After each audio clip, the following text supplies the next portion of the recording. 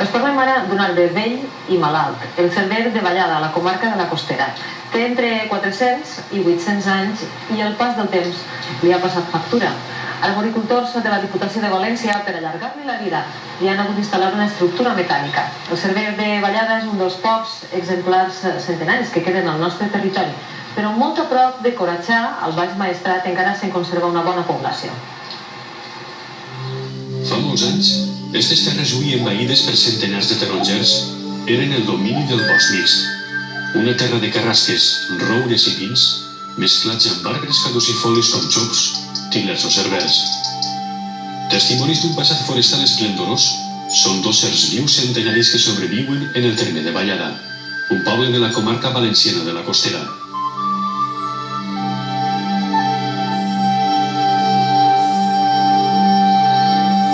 Són dos arbres vells i venerables que han perdurat els canvis dràstics del paisatge. El primer és la carrasca de Ricó, un arbre imponent d'uns 400 anys de vida que ombreja amb orgull unes quantes fileres de tarongers.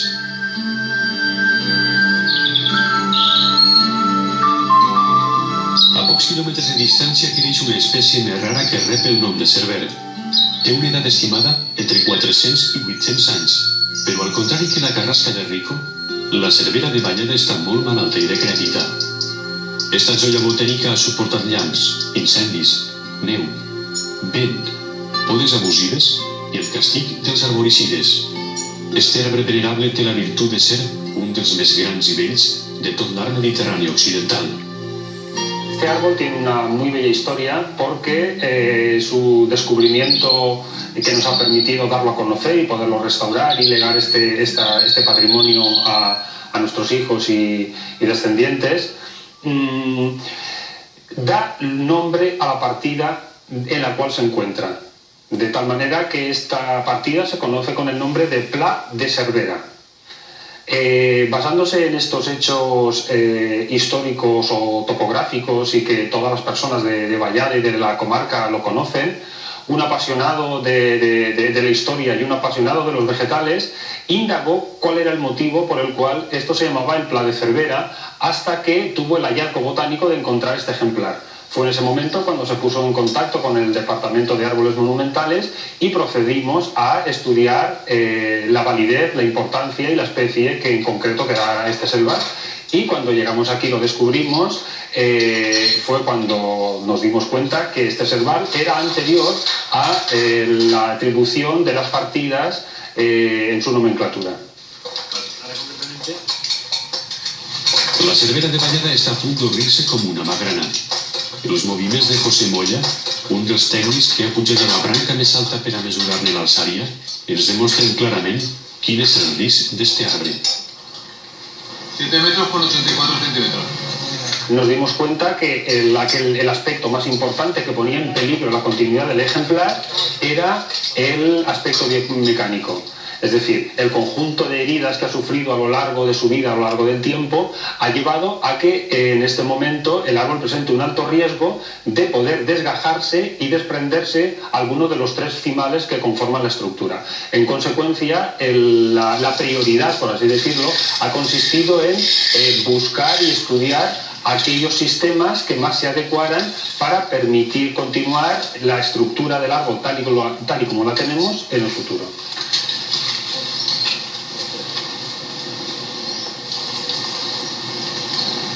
Serían 3 metros. 57 centímetros norte-sur. Este-oeste, 50.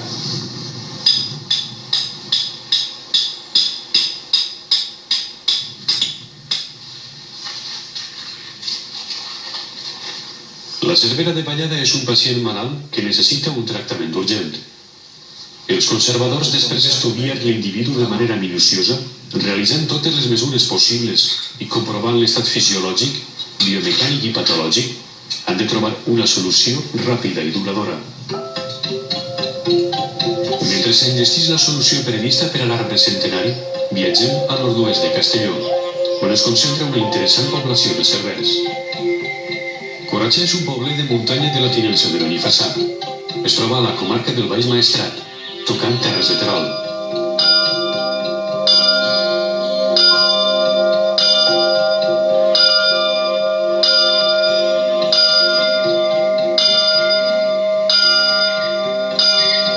Fa anys, aquestes serres abruptes i abancalades es cultivaven i en cada propietat solia haver un cerver. Esta finca la vaig heretar dels pares. És una finca que hi havia molts arbres frutals, hi havia cervers, hi havia manzaneres, hi havia pruners, hi havia cirers, hi havia de tot. I esta finca, pues claro, aquí menjaves molta fruita i aquí collies blat, aquí collies molta, estava molt cuidat, hi havia de tot aquí. El que passa és que aquestes finques, pues, degut a les conseqüències de la vida que ens van fer abandonar de marxar del poble de Coratxà, ens vam haver d'abandonar sense tindre ganes, comprens? Este és el motiu fonamental que ha fet disminuir els cerbers del territori valencià fins a l'extrem de ser arbres en perill de desaparició. Els botànics els coneixen com a Sorbus domestica. Antigament eren arbres silvestres fruiters. Els nostres avantpassats els van seleccionar i domesticar. Su posición ecológica lo sitúa como un árbol enormemente resistente a la sequía, pero que necesita una cierta altitud para poder evolucionar con todas las garantías para su salud. Como ejemplo más distintivo de los herbales está el hecho de que las yemas son ligeramente pegajosas y eso los distingue del resto de herbales. Los herbales asimismo son unos árboles que de manera cultural o endobotánica han tenido una fuerte relación con los humanos, puesto que sus frutos han sido consumidos por las personas como un fruto muy delicioso y preparado en múltiples formas. Pues este fruit era el que feien els herbales. I nosaltres l'aprofitàvem com un manjar bo. En aquell temps un manjar bo perquè una fruita bona l'agarràvem ni molt verda ni molt madura. La partíem per mig partideta i en una agulla en un fil ho fèiem uns rastres llargs i s'assecava. I d'hivern, quan venia l'hivern, que no, pues allò era un manjar bo per a menjar-te, que era estupendo de bo, boníssim, llevant. Els homes han abandonat els cerbers de Coratxà, però ara són els animals del bosc els responsables d'escampar-los per tot arreu. Estos ginebres no han crescut per casualitat davall del cerver d'Ismael. Les bèsties salvatges acudixen així per menjar cerbers, mentre que amb les seues defecacions escampen les llavors d'altres espècies. És un benefici recíproc entre plantes i animals.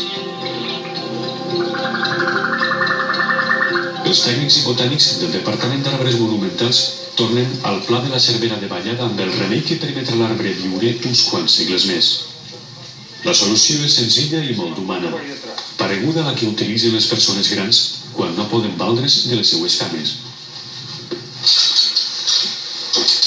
Y ha consistido básicamente en instalar una serie de ayudas mecánicas conocidas como muletas que van a garantizar que la estructura de este árbol pueda continuar durante varios siglos más sin que se pierda la fisonomía actual que el árbol presenta. En estos momentos, aplicar las técnicas habituales de eliminar la madera seca supondría prácticamente hacer desaparecer prácticamente el ejemplar, porque solo un tercio de todo el árbol está realmente vivo. Sin embargo, el valor estético y el valor de su arquitectura y de su estructura, que manifiesta por una parte el declive de un árbol y por otra parte es la incidencia de los agentes meteorológicos y de la acción del hombre sobre el árbol, quedan de manifiesto, y así de esta manera el árbol permanece como un libro en el cual podemos leer absolutamente toda su historia. Tres forquetes de ferro sostenen el present del cerver més vell del territori valencià. Però l'arbre venerable ja ha pensat en el seu futur. Un brot sorgeix d'una arrel del cerver mare. És un meravellós secret natural que permetrà a la Cervera de Vallada viure durant 200 o 300 anys més.